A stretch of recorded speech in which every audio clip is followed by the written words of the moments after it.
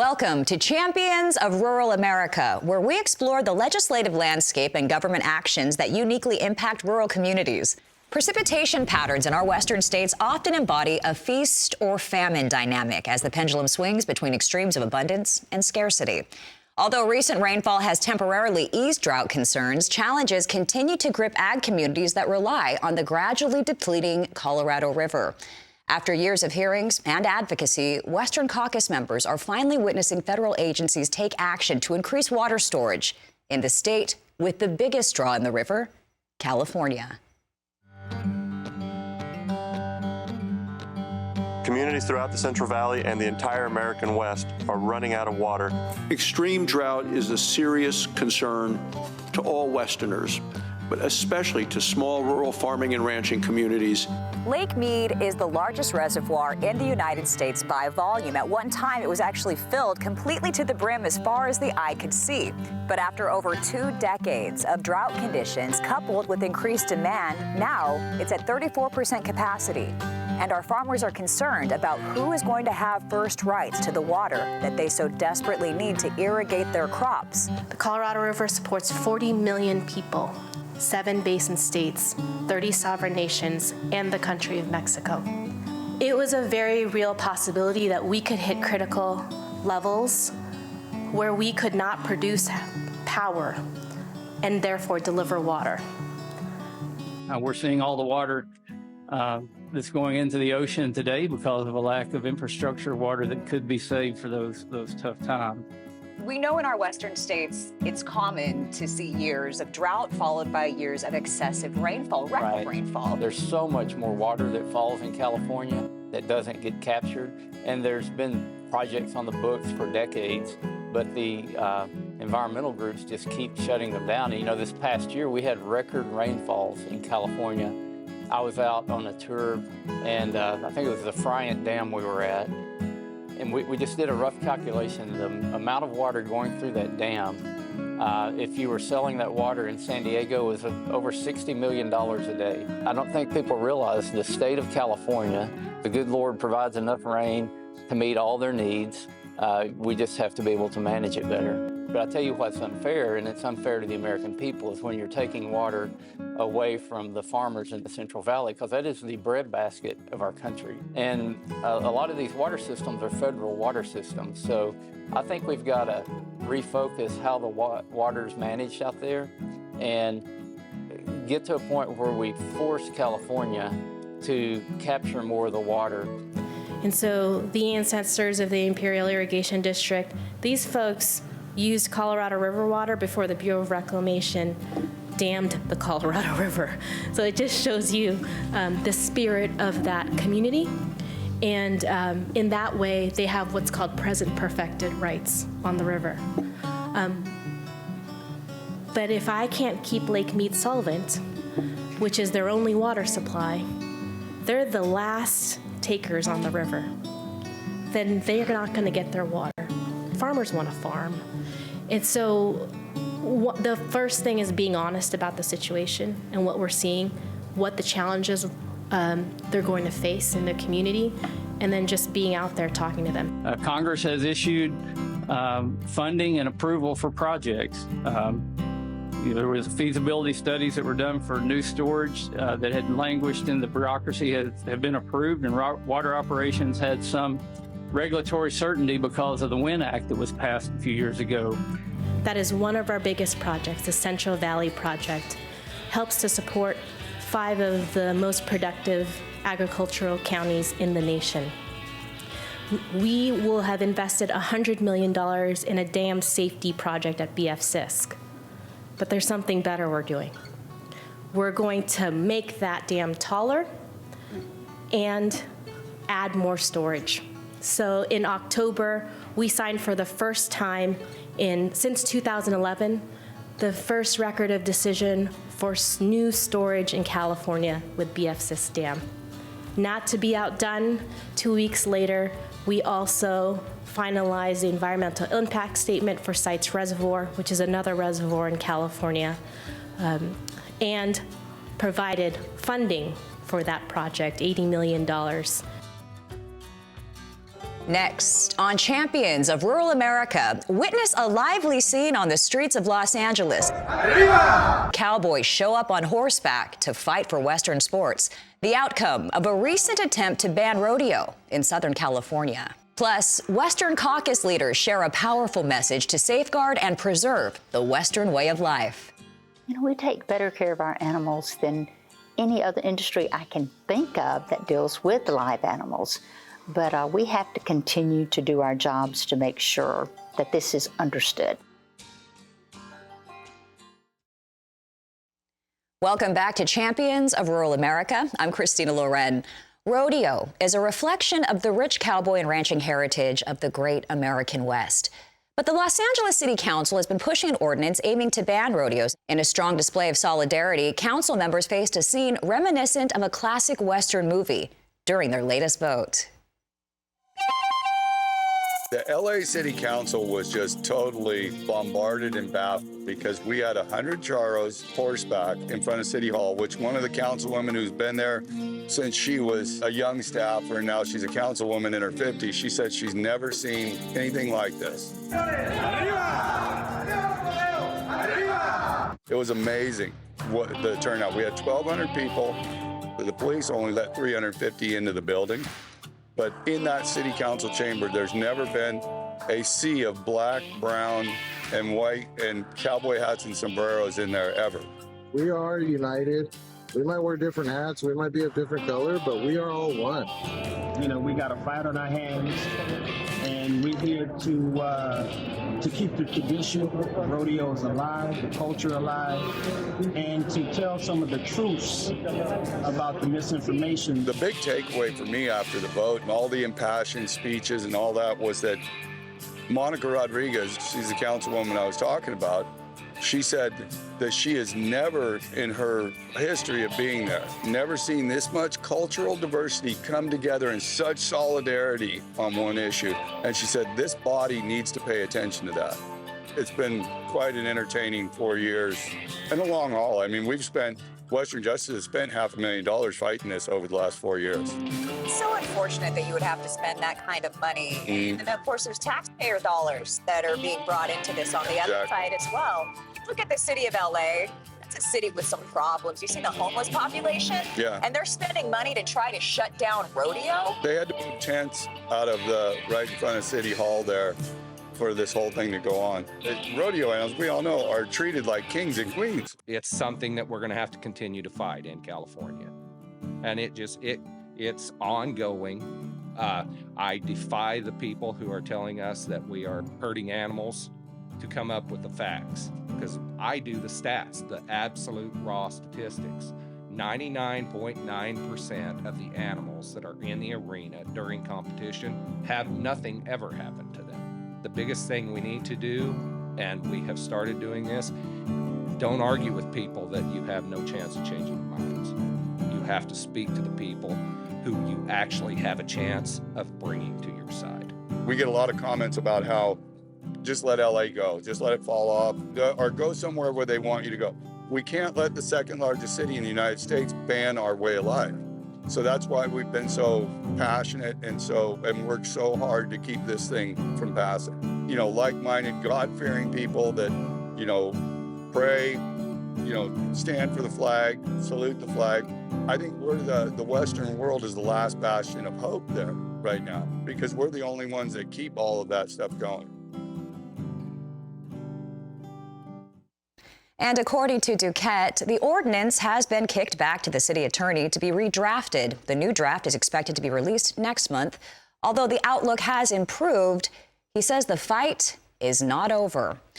In an effort to raise a collective voice in support of rodeo, solutions were discussed at the congressional level at the Western Caucus Winter Policy Meeting during the National Finals Rodeo in Las Vegas, Nevada.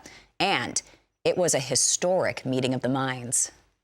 I was told by our host, and get this is the largest gathering of federally elected officials in Las Vegas ever. Yeah. Two of the strongest rodeo advocates in the group are women. Senator Cynthia Lummis of Wyoming and Senator Cindy Hyde-Smith of Mississippi who know the significance of preserving the Western way of life.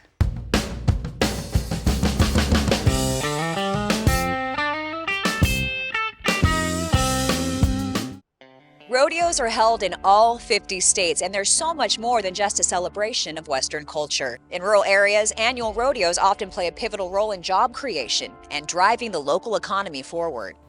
This rodeo, the National Finals Rodeo, $318 million economic impact of this rodeo on this town. Cheyenne Frontier Days, the world's largest outdoor rodeo in my little town, has a $100 million economic impact on Cheyenne. Salinas, California, we've got a state that's trying to outlaw rodeo. It's like an $18 million impact on Salinas. I know the economic impact of rodeo on this country. Imagine Houston, Fort Worth, Calgary. If you've never been to the Pendleton Rodeo, it is unique among the rodeos. I mean, this business, this profession, this sport, and this culture, maybe most important, this culture is extremely important. And these people are so dramatic. I mean, they come in and they have a lot of money behind them. They have a lot of resources that can put many microphones in front of them. It's our job to educate, to make them understand what is actually going on. So many people, Cynthia's definitely not one of them, but so many people are intimidated to take on this subject.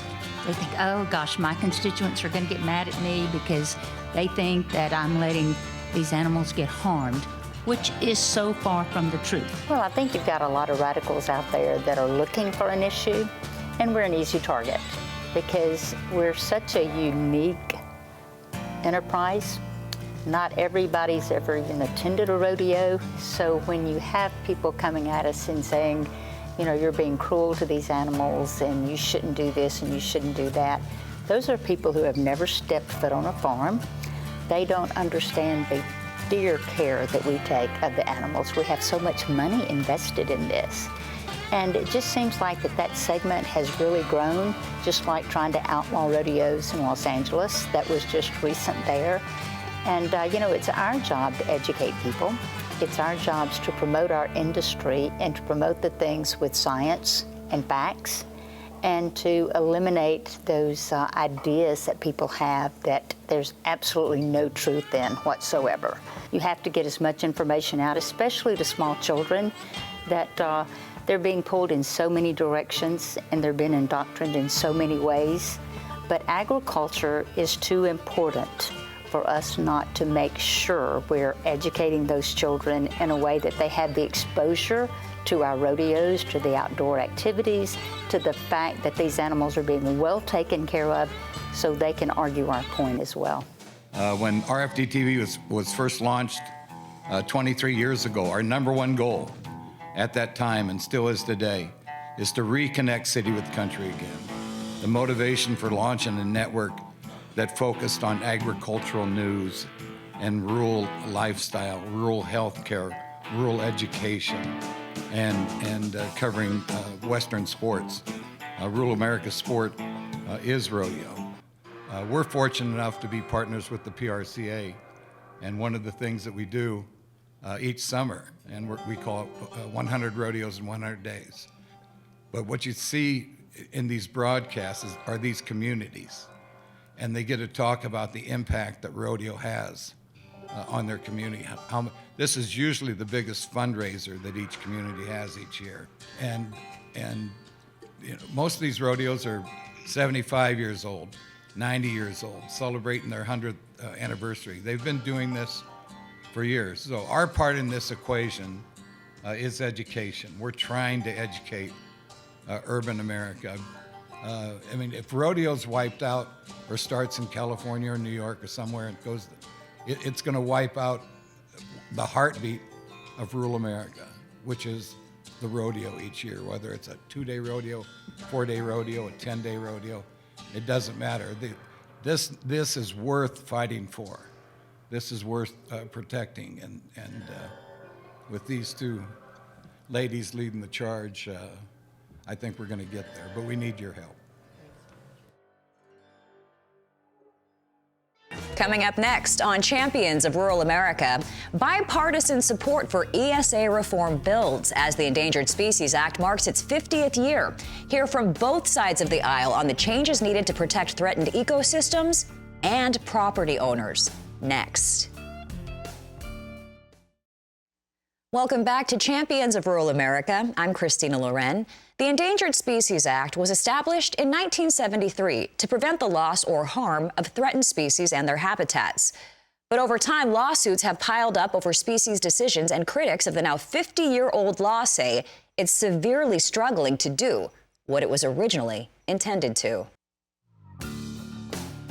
We've got to get away from the weaponization of the very act that's meant to protect species and is failing horribly. We spend millions, tens of millions, hundreds of millions, billions of dollars every year working on species that are fully recovered and do not need to be protected. This is why the Endangered Species Act has become so broken and why the amount of money that we spend on species recovery has become cost prohibitive, because we continue to spend money on species that are fully recovered, but because we can use them to control land use in large areas such as in Wyoming, in eastern Washington, in Alaska, we can't get the Fish and Wildlife Service or the courts to allow us to delist them. There are whole regions of Alaska, whole game units where you can't find a moose to kill because they've been aced out by our grizzlies and our wolves. Even if you're in a city like Juneau, our capital city, if you fry up a pan of bacon, you will have a mama sow and two cubs right outside your window. We had 19 bear maulings last year in Alaska, and the only common thread was that each of the victims was unarmed. Well, I think requiring activist groups to actually come to the table at the beginning to help collaborate on solutions would be the first thing. Not giving them their only option is to go to court and hold everything up. That's not the only solution, but I think that's one of the big ways that we could help improve the litigation aspect of the Endangered Species Act to make it more collaborative, to actually recover species rather than just litigate them forever.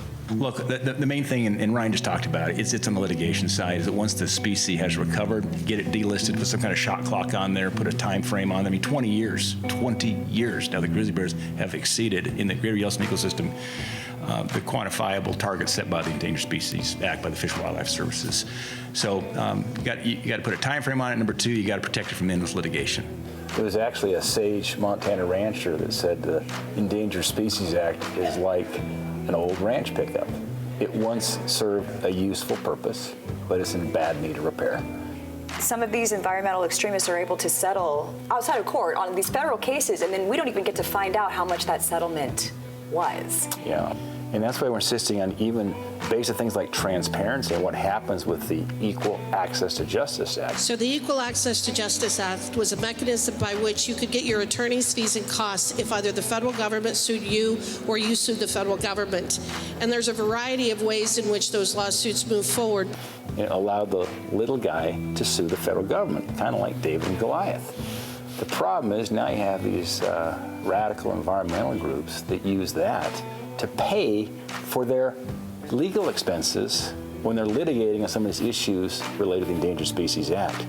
So taxpayers should be outraged to think that their tax dollars are being used to fund some of these lawsuits. It's wrong. Highlighting the potential areas for collaboration from both sides of the aisle on environmental issues is key for meaningful legislation to move forward. While in Las Vegas, we had a chance to catch up with Democratic Congresswoman Mary Peltola, who represents the entire state of Alaska. She describes the significant role that hunting plays in her state and her appreciation of the great outdoors.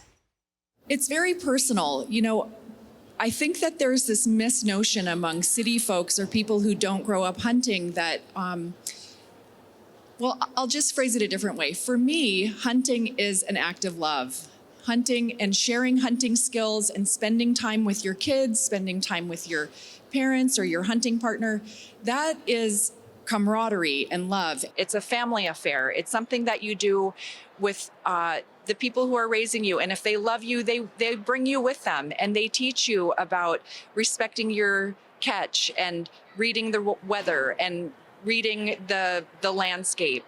And I think it gets misinterpreted as a blood sport or something that isn't humane, and that is certainly not the way it's seen from many Native people. It's a huge part of food security, but it's also a huge part of family connectivity and mental health. We like to take a few minutes at the end of each show to highlight a Western Caucus member and find out what fuels their passion for rural America.